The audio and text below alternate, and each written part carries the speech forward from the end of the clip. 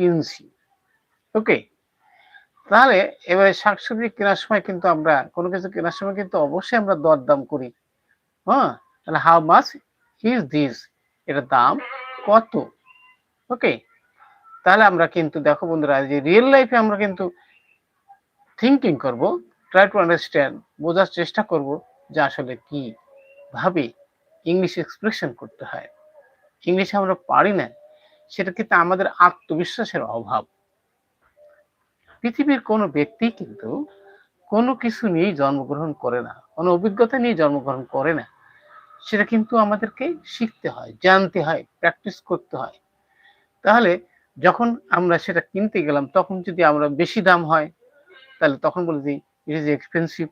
যদি কম দাম হয় তাহলে ইট ইজ চিপ, এটা সস্তা বলা হয়। তাহলে অবশ্যই বিষয়টি আমরা বুঝতে পারছি।